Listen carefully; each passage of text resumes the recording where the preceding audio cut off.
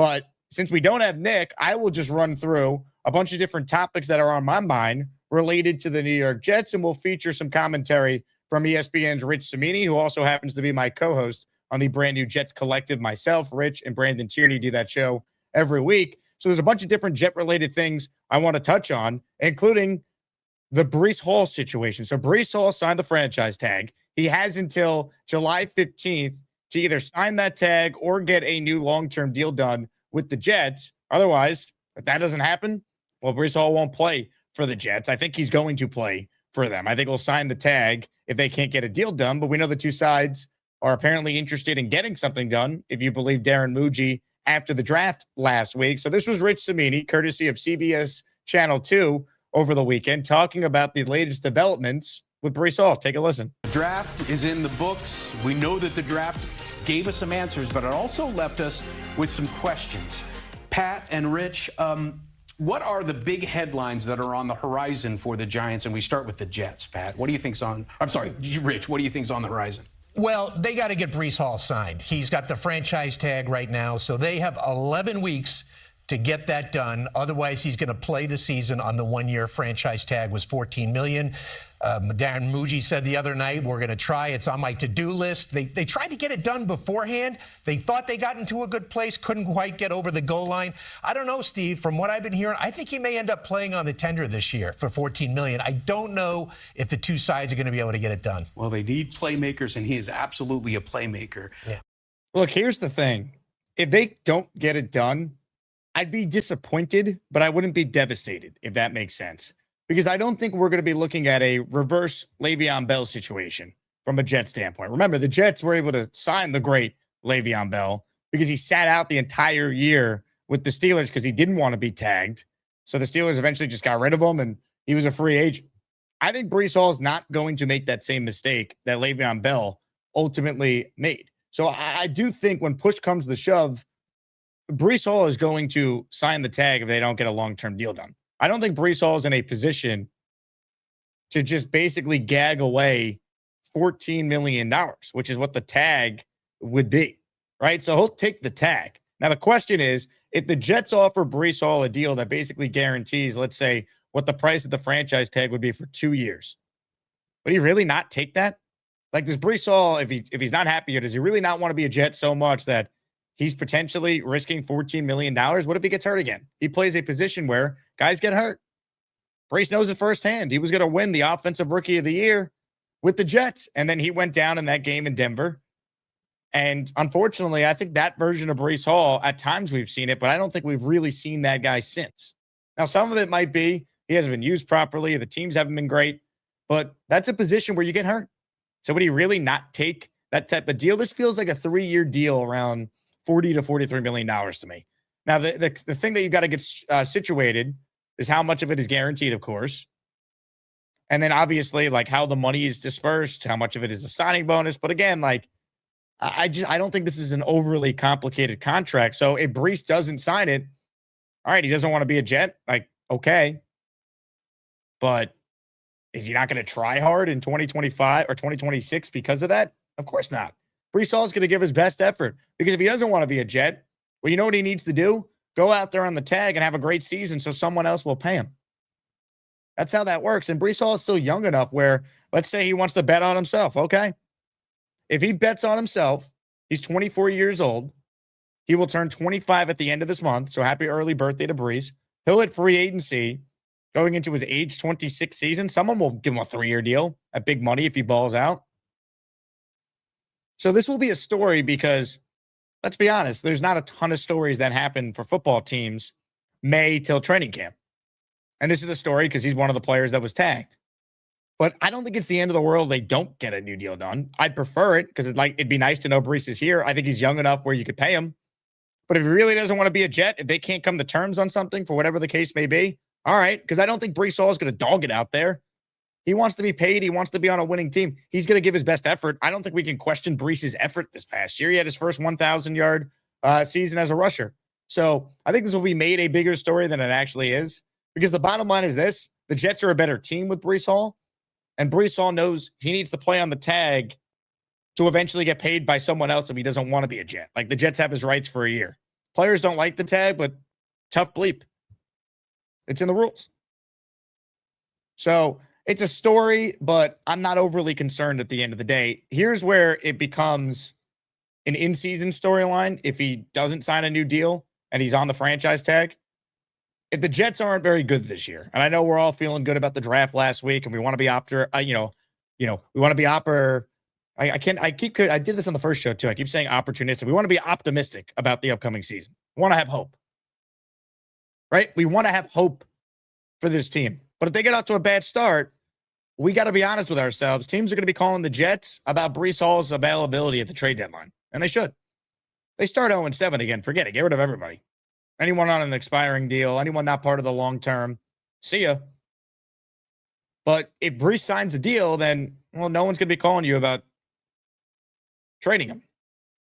Now, I guess they could sign him to a deal and still trade him. We saw that happen with Sauce Gardner, but I think that was a very unique set of circumstances where the offer was so good, Darren Muji couldn't say no. Like, I don't think the Jets' intention was to trade Sauce Gardner. I think the Colts just said, what is it going to take? And the Jets kept asking for more, and the Colts were like, absolutely, sure. Oh, you want A.D. Mitchell? We'll throw him in too. I don't think that would happen with a running back. So I think that's the biggest thing to watch. The other contract that I'm looking at is Joe Tippmann's. Now, I don't know if it's a pressing need for the Jets, but I think it'd be smart if they got ahead of it and they signed him long-term. Tippmann is a really good lineman. He's got positional flexibility. We know he can play center, and he can play both guard spots if need be. He's a team-first guy. He feels like a guy that you want to extend early because the guard market and free agency continues to just explode. Interior offensive line money is now going for crazy amounts. And while it's a different position, the Linderbaum contract that the Raiders gave out is going to have big ramifications for every other interior O-lineman. You know, the next guy up, it just keeps raising the floor for these deals. So if I'm the Jets, I'd want to be proactive and get a deal done with Tippmann. Because if I know going into 2027, regardless who my coach is, regardless who my quarterback is, and I am fully a believer in the fact that the Jets starting quarterback for 2027 is playing college football in 2026. I fully believe that. So I'd want to get a deal done with Tippmann. So I know I have him, Armand Membu, and Olu Fashanu all signed long-term for whoever my QB might be. And then next year, you could look at the draft for guard. You could look at the draft for center. We could figure it out. You got 3 first-round picks. But that's what I would do. As far as other moves, I think the Jets should be looking to make. Look at the linebacker room right now.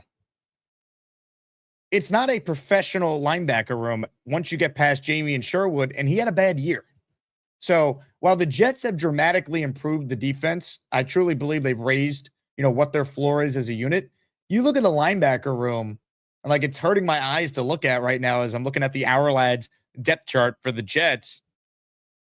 Like right now, you got Demario Davis, who's still very good despite his age, and Jamie and Sherwood. After that, Kiko Malagoa, who was a 5th-round pick last year, Marcelino McCrary-Ball, who's known more for his stupid fish celebration that we made Dylan Terraman do on the show than being an actual quality NFL player. Like, who are the linebackers, man? Mikael Walker they brought back.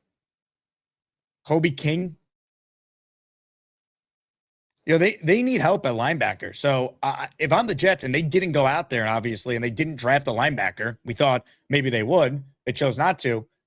I'm looking at some of the guys who are out there. Bobby Okereke is out there. He just played with the Giants. Maybe he'd want to stick around and stay in the area. Devin White, who played for the Raiders last year, is out there. And look, some Jet fans might not like this, but you know what? I'll take a chance on him because if we're going to sign a 38-year-old linebacker, why not sign a guy who's in his early 30s? Matt Milano, former Bill. He's a free agent. I'd bring him in. Maybe he could help Jamie and Sherwood. Him and Demario Davis. He kind of fits what the Jets are looking for with these leaders. Again, I think Sherwood will be better than he was last year because I think Demario Davis is going to be super helpful. He's played with Glenn before. He knows exactly what Glenn wants as the play caller. I'd bring in, though, another linebacker because you look at the room right now, it's not good enough. We can be honest. So Breece, Tippmann contracts, that's what I'm looking at.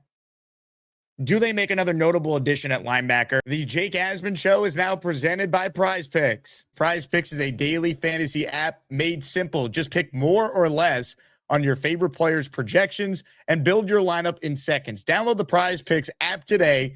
Use code HMA to get $50 in lineups after you play your first $5 lineup. And PrizePicks is already offering NFL futures, including futures for New York Jets players. Take a look at the lineup that you see on the screen. Garrett Wilson, more than 4.5 reception touchdowns. David Bailey, he's going to have at least 7 sacks his rookie year. Arvell Reese, almost a Jet. I think he'll have at least 3 sacks in his rookie year with the Giants. That is a 3-pick power play, $10 to pay out $60. That is just an example of some of the lineups you can make over at PrizePicks. Make your own lineups today for any sport. Just download the PrizePicks app. Use the code HMA and get $50 in lineups after you play your first $5 lineup.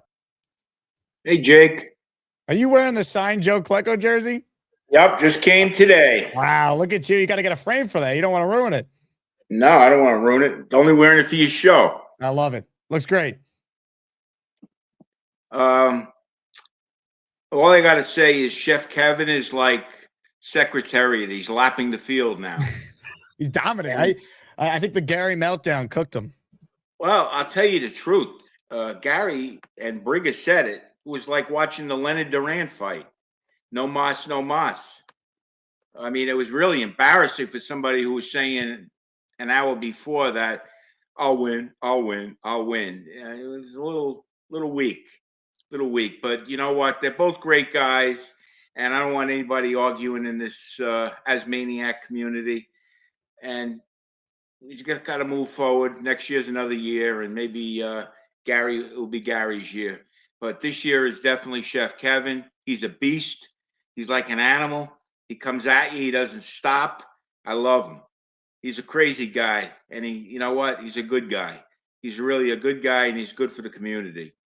And as far as the Jets go, I don't want Russell Wilson. I don't even want him at one jet drive. I don't want him there. All right, put Klubnik in. If the other one goes down, if Geno Smith fades, we'll go with Klubnik and put him in and see what he has. And if he has nothing, we'll draft a quarterback again next year and move forward. You know, those are my thoughts, Jake. They just make me sick when they start with bringing in these people. What are you bringing in Russell Wilson for? Did you watch any film on him last year? He's shot. He's done. He's finished. You know, don't waste our time. We waste enough time doing this kind of stuff because the season always sucks. It does, unfortunately. On the Gus Buster Umbrella Hotline next is SJS Jet. Hello, SJS. How you doing? What's up, Jake? SJS, what's going on? I'm good. It's the second time calling. I'm always a viewer of you, so appreciate your work with the Jets. Same thing. The draft is my Super Bowl. I love the draft. My friends call me when their team get a player, and they be like, "Oh, how's this player?" So, you know, just wanted to give my appreciation to you and what you do. Well, that means a lot, man. Thanks so much for calling in. I appreciate that. Definitely no problem. Keep on the good work. That's all you got? Just you wanted to be nice? You're the man. Yeah, just want to be nice. Well, how you feel about the draft? You encouraged with what they did? Yes, I do. I do love what the draft. I do love what the Jets did with the draft. Same thing with you. I was worried when they took Sadiq, but then when they jumped back in and got Omar, I did love that. I even love the Inez Cooper pick. I'm from Miami, so I did go to a lot of games. I did see how he played. Of course, not the best run blocker, but at least he could pass block. And with Geno back there, we're going to need all the best pass blocking we could get if he does end up taking the spot. And everything else, even the late round safety, BJ Payne, I like what he can do or the versatility that they can possibly do with him. So definitely, you know, loving what they did. But it doesn't really matter what they do until the players actually prove that they can do it on the field in the NFL. So we'll see what they can do with the coaching. I am a little bit different than you when it comes to Aaron Glenn. I do have a little faith. I know you have to prove it. It don't just be all talk. So hopefully now that he's controlling the defense, it's all on him. And if he fails this year, get his ass out.